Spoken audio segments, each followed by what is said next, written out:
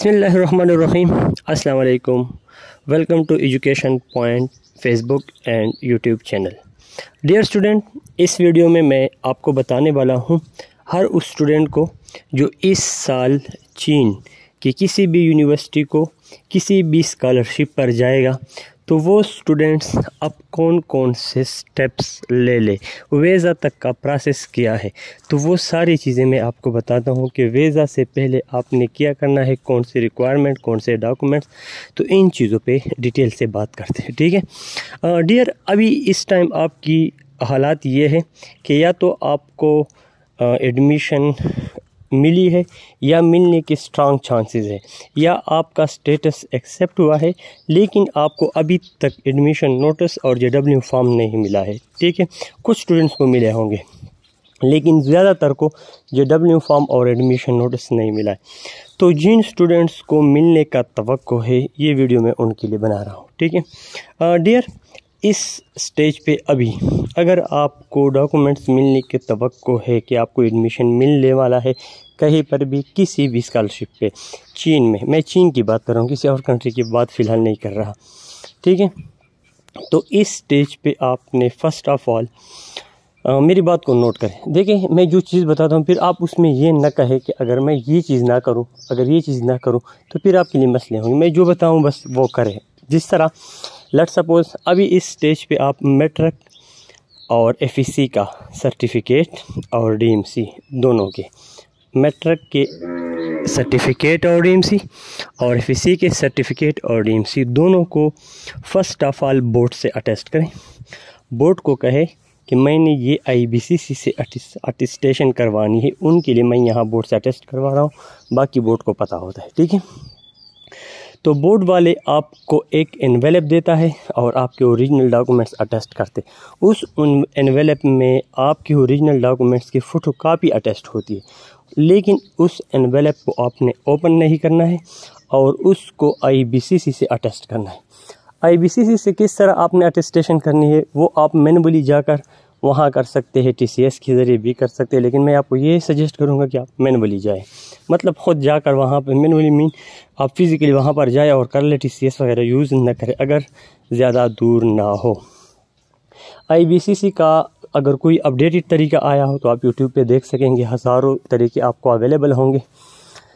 अगर आपको यूनिवर्सिटी से एडमिशन नोटिस या JW फॉर्म या एडमिशन मिलने का 50-50 चांस हो तो ये स्टेप फिर भी कर ले, क्योंकि अगर आपको कहीं पर भी जॉब वगैरह मिलता है तो आपने ये अटेस्टेशन तो करनी है, एक स्टेप। दूसरा स्टेप, आपकी क्वालिफ़िकेशन BS है 16 ईयर या इसके साथ MS भी है। तो अगर MS भी है तो दोनों की डिग्री और ट्रांसक्रिप्ट, और अगर सिर्फ BS है तो BS की डिग्री और ट्रांसक्रिप्ट, इन दोनों को मुतल्लिका यूनिवर्सिटी से अटेस्ट करें जहां से आपने वो डिग्री की है, ठीक है, और फिर उनको HEC से वेरीफाई करें। अब ये न कहे कि मैं यूनिवर्सिटी से अटेस्ट ना करूं और डायरेक्ट HEC से करूं या ना करूं। डियर, जब मैं बता रहा हूं तो ये मस्ट है, मैं वो चीज़ें बता रहा हूं जिसके बगैर काम नहीं होता, ठीक है, कोई एक्स्ट्रा चीज़ नहीं बता रहा। तो आप लोग ऐसा करें कि अपना BS और जितनी भी आपकी क्वालिफ़िकेशन है, अच्छा, अगर आपने इसके साथ IIT का डिप्लोमा किया है या कोई और एक्स्ट्रा कोर्स किया है, B.Ed किया है, उन चीज़ों को अटेस्ट करने की कोई ज़रूरत नहीं है। सिर्फ मुतल्लिका, अगर आपने केमिस्ट्री की, आपने फ़िज़िक्स की है तो उसकी मुतल्लिका डिग्री और ट्रांसक्रिप्ट को फ़र्स्ट ऑफ ऑल यूनिवर्सिटी से एंड सेकंड HEC से करें। और ये काम अभी इसलिए करें, एक तो आपके लिए पैसों का बोझ डिवाइड हो जाएगा, और दूसरा ये चीज़ें वैसे भी लाइफ में ज़रूरी है। अगर आपने कहीं पर भी काम करना है तो ये चीज़ें आपने करनी है, तो क्यों ना आज करें। दूसरी बात, HEC के अपॉइंटमेंट में आप 25 कम से कम दिन लगते हैं, तो ये चीज़ आराम से कर ले, आप पर कोई प्रेशर और टेंशन नहीं होगा। ये दो डॉक्यूमेंट्स हो गए, ठीक है। अब जून का महीना लेट्स सपोज स्टार्ट हो गया और आपको JW फॉर्म भी आ गया और आपको एडमिशन नोटिस भी आ गया। JW फॉर्म क्या होता है? JW फॉर्म पे आपका पूरा डेटा लिखा होता है, आपका नाम, आपने कब से चीन में स्टार्ट लेना है और कब तक चीन में एंड होगा, ये सब चीज़ें होती है। और ये फॉर्म ज़रूरी होता है, ये आपको यूनिवर्सिटी देती है वीज़ा लगाने के लिए, वीज़ा इसके बगैर नहीं लगती। तो या तो ये आपको ईमेल पे सेंड कर देगी या आपको पोस्ट ऑफिस पे सेंड कर देगी, लेकिन मोस्टली आजकल ईमेल पे करती है, ठीक है। जब आपको ये चीज़ मिल जाए JW फॉर्म और वीज़ा फॉर्म, वो एडमिशन नोटिस, तो उस पर लिखा होगा कि आपने कब आना है। तो कब आने के लिए उस लिहाज से आप जेरी ऑफिस में अपॉइंटमेंट ले। याद रखें, जेरी ऑफिस में अपॉइंटमेंट कम से कम 15-10 दिन बाद मिलती है, ठीक है, इससे पहले नहीं मिलती मोस्टली। आप चेक करें, लेकिन आप जेरी ऑफिस में अपॉइंटमेंट ले। How to take appointment in Gerry office, यही पे वीडियो अवेलेबल है इसी चैनल पे, आपको और भी मिलेंगे, मैंने भी बनाई है। मैं वहाँ जब गया था तो मैंने वहीं पे बनाई थी। और जिस तरह अपॉइंटमेंट आपने ऑनलाइन लेनी है लैपटॉप से, घर में बैठ के, ठीक है। तो आप जेरी ऑफिस की अपॉइंटमेंट ले ले, वो आपको डेट देगा कि इस दिन वीज़ा लगाने के लिए आ जाए, ठीक है। मेरी बात नोट करें, जिस दिन 15 तारीख आपको मिल गई, आपको मिल गया 15 जुलाई डेट, लेट्स सपोज़ आपको 15 जुलाई डेट मिल गया, तो आपने एक काम ये करना है कि आपने 1 जुलाई से पहले बैंक स्टेटमेंट नहीं बनानी है। बैंक स्टेटमेंट 15 दिन से ज़्यादा पुराना हो तो वो जेरी ऑफिस में नहीं चलती। जेरी ऑफिस वो ऑफिस है जहाँ पे वीज़ा लगता है। तो अच्छा, अगर आप फुली फंडेड स्कॉलरशिप पे जा रहे हैं, फुली फंडेड स्कॉलरशिप मतलब अगर आप यूनिवर्सिटी स्कॉलरशिप पे जा रहे हैं, आप CC स्कॉलरशिप पे जा रहे हैं, आप रेजिडेंटल स्कॉलरशिप पे जा रहे हैं, तो ये सारे फुली फंडेड हैं। तो उसमें फुली फंडेड वो भी होती है जिसमें आपको एकोमोडेशन मिलता है और मंथली मिलता है। जिसमें आपको मंथली मिलता है तो उसे फुली फंडेड समझ। तो उसके लिए बैंक स्टेटमेंट 5 रुपये का भी हो तो चलता है। आपके नाम पे कोई भी बैंक अकाउंट हो, उससे स्टेटमेंट निकाल दे, बैंक में जाए। एक और चीज़ याद रखें, जब आप बैंक स्टेटमेंट निकालते हो तो इसके एंड पे लिखा होता है कि इस पर स्टैम्प की ज़रूरत नहीं होती, ये कंप्यूटर जनरेटेड है, लेकिन फिर भी आप बैंक मैनेजर से रिक्वेस्ट करें कि इस पे मेरे लिए स्टैम्प लगाए। क्योंकि ये चीज़ नोट करें, क्योंकि जब आप जेरी ऑफिस के अपॉइंटमेंट लेते हैं तो जेरी ऑफिस के अपॉइंटमेंट की रिक्वायरमेंट में लिखा होता है कि इस बैंक स्टेटमेंट पे स्टैम्प होनी चाहिए। अगर ये वहाँ पे लिखा होता है बैंक स्टेटमेंट पे कि ये कंप्यूटर जनरेटेड है, इस पे नो स्टैम्प नीड, किसी भी स्टैम्प की ज़रूरत नहीं है। लेकिन आपने बैंक मैनेजर से ये चीज़ लेनी है ताकि आपको 2 बार ना जाना पड़े, ठीक है। अच्छा, एक और चीज़ नोट करें यहाँ पर, अगर जेरी ऑफिस में आपकी अपॉइंटमेंट मिस हो जाती है, आपके 15 जुलाई को लिया था और आपके डॉक्यूमेंट्स उस वक्त तक रेडी नहीं होते, तो ये कोई मसला नहीं, आप और अपॉइंटमेंट भी ले सकते हैं। आप एट अ टाइम 2-3 अपॉइंटमेंट भी ले सकते हैं। आजकल का पता नहीं है कि हालात कैसे हैं, लेकिन अपॉइंटमेंट का मिस होना कोई मसला नहीं है, आप 2nd 3rd ले सकते हैं, सही है। दूसरी बात, अच्छा, और एक और बात मतलब नोट करें, बैंक स्टेटमेंट का तो हो गया, वो किसी भी अमाउंट का हो आपके नाम पर। अगर आपके नाम पर बैंक अकाउंट नहीं है तो फादर का या किसी भाई का या जो इससे ज़्यादा रिलेटिव हो। अगर आपका भाई नहीं है, लेट्स सपोज आपके फादर का बैंक नहीं है, तो आपका जो मोस्ट ज़्यादा से ज़्यादा रिलेटिव हो, करीब चचा, ठीक है। इसके बाद पुलिस क्लियरेंस सर्टिफिकेट अभी ना बनाएं। पुलिस क्लियरेंस सर्टिफिकेट तब बनाए जब आपको जेरी ऑफिस की अपॉइंटमेंट मिल जाए, क्योंकि फिर ये एक्सपायर हो जाता है। पुलिस क्लियरेंस सर्टिफिकेट 3 महीनों का होता है, तो वो वैसे भी 2 दिन में बन जाता है, तो वो बना ले। वो जेरी ऑफिस से जाने से 3 महीने पहले आप बना सकते हैं, लेकिन अभी ना बनाए। जिस दिन आप जेरी ऑफिस की अपॉइंटमेंट ले ले उसी दिन, उसमें तकरीबन 10-15 दिन का गैप होता है, तो उसी वक्त पुलिस क्लियरेंस सर्टिफिकेट बनाए, ठीक है। पुलिस क्लियरेंस सर्टिफिकेट में एक चीज़ नोट करें, police clearance certificate, FSC documents, matric documents जो मैंने अभी बता दिया कि आपने बोर्ड से और HEC से BS के डॉक्यूमेंट्स, और पुलिस क्लियरेंस सर्टिफिकेट, ये चीज़ें आपने मोफा से अटेस्ट करने हैं।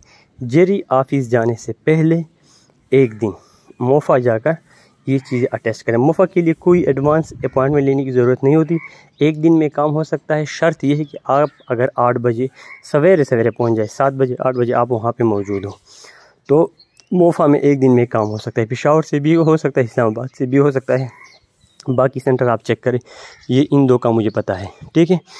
तो मोफा से FEC, मैट्रिक, BS और अगर MPhil है आपका, और पुलिस क्लियरेंस सर्टिफिकेट। इसके अलावा कोई चीज़ अब ये ना पूछिए फ़लाना फ़लाना फ़लाना, इसके अलावा किसी भी चीज़ का मोफा से अटेस्ट करने की ज़रूरत नहीं है। और एक और पॉइंट नोट करें कि जब आप अपॉइंटमेंट लेते हैं जेरी ऑफिस की, तो आपको अपॉइंटमेंट लेने के बाद ये डाउनलोड हो जाता है PDF फॉर्म में, तो वहाँ पर भी सारे रिक्वायरमेंट लिखे होते हैं। वो रिक्वायरमेंट भी आप पढ़ें, शायद ऐसी कोई चीज़ हो जो मैंने एक्सप्लेन नहीं की हो, लेकिन वो भी आप पढ़ लें। सही है। बैंक स्टेटमेंट के मुतालिक कंफ्यूज बिल्कुल ना हो, वो जितने अमाउंट की भी हो आप कर सकते हैं। अच्छा, आपने मोफा से अटेस्टेशन कर ली, पुलिस क्लियरेंस सर्टिफिकेट बना लिया, फिज़िकल फिटनेस का सर्टिफिकेट बनाया है, और वो बनाए हैं BS FSC मैट्रिक के डॉक्यूमेंट्स अटेस्ट किए। अब आप जा रहे हैं जेरी ऑफिस इस्लामाबाद में, जहाँ पे वीज़ा लगता है। तो वहाँ जाते वक्त आपके पास एक्सेप्टेंस लेटर पे लिखा प्रोफेसर का नाम और नंबर हो, या एक्सेप्टेंस लेटर आपके पास हो हार्ड फॉर्म में, क्योंकि जेरी ऑफिस के अंदर मोबाइल अलाउ नहीं होता। तो ये चीज़ काम आती है। कभी कभी वो पूछते हैं, ये मस्ट नहीं है, वो कभी पूछते हैं कि अपने प्रोफेसर का नंबर दे अपनी। अगर आपके पास एक्सेप्टेंस लेटर नहीं है और आपका एडमिशन हुआ है, तो अपनी यूनिवर्सिटी का कोई भी नंबर तो वेबसाइट पे होगा, वो अपने साथ लिख ले। किसी ने तो आपको ईमेल कभी की होगा, वो ईमेल अपने साथ लिख ले कागज़ पे, ठीक है। तो ये चीज़ आपके साथ होनी चाहिए। दूसरी बात, जेरी ऑफिस जाते वक्त आपने पासपोर्ट की फोटोस्टेट कापी लेनी है। पासपोर्ट की फोटोस्टेट कापी जो है वो सिंपल हो, कोई मसला नहीं है, मतलब ब्लैक एंड वाइट। लेकिन एक चीज़ ये ज़रूरी कि वो A4 पेज पे हो। A4 पेज का मतलब फुल पेज पे वो प्रिंट हुआ हो। पासपोर्ट के जो फर्स्ट 2 पेजेस होते हैं जिस पे हमारा पिक्चर लगा होता है, वो A4 पेज पे प्रिंट हो, ठीक है। A4 पेज बड़ा होगा, लेकिन इस पे होना ये बस ज़रूरी है। इसके अलावा बाकी कोई रिक्वायरमेंट नहीं है। कुवैत का सर्टिफिकेट वगैरह ये आजकल ज़रूरी नहीं है, लेकिन आप फिर भी जब जेरी ऑफिस, हाँ, आपके 2 वैक्सीनेशन होनी चाहिए। ये चीज़ लाजमी है कि आपकी 2 वैक्सीनेशन लाजमी है होनी चाहिए। लेकिन इस साल ये मस्ट नहीं है। आप जब अपॉइंटमेंट लेते हो जेरी ऑफिस का, तो वहाँ पे एक फॉर्म डाउनलोड होता है, उस पे भी ये सारे रिक्वायरमेंट लिखे हुए होंगे, तो आप वहाँ से भी ये चीज़ कंफर्म करें। अच्छा डियर, आप जेरी ऑफिस इस्लामाबाद जा सकते हैं, लाहौर जा सकते हैं और कराची जा सकते हैं, ठीक है। तो जो आपको करीब है वहाँ जाए। इस्लामाबाद में कम से कम 1 हफ़्ते में चाइना का वीज़ा आराम से लगता है, तो वीज़ा लगने तक वेट करें। जो ही वीज़ा लग जाए फिर वेट ना करें और टिकट की तैयारी करें। टिकट कैसे ख़रीदें, मैं तरीके बताता हूँ। एक, अगर आपको नहीं मिल रहा तो मुझसे रब्ता करें, मैं आपके लिए ख़रीद लूँगा। आप मुझे पाकिस्तानी पैसों दोगे, मैं आपके लिए चाइनीज़ पैसों पे ख़रीदूँगा। लेकिन इसके अलावा आसान तरीका मैं आपको बताऊं, और आसान एयरलाइंस जो है, कतर एयरलाइंस और एमारेट्स, उसके वेबसाइट पे जाए, वहाँ पर फेसबुक की तरह साइन अप हो जाए, ईमेल दे दे, पासवर्ड वगैरह क्रिएट करें, तो आपको कोड आएंगे, प्रोमो कोड। अगर आपका एज 30 से कम है तो एमारेट्स वाले आपको 10% डिस्काउंट देते हैं। अगर आपका एज 30 से ज़्यादा है या कम है, जो भी है, लेकिन अगर आपने कतर एयरलाइंस पर अकाउंट बना लिया, तो वो आपको एक कोड देता है, और वो प्रोमो कोड यूज़ करके आपको 15% डिस्काउंट मिलता है।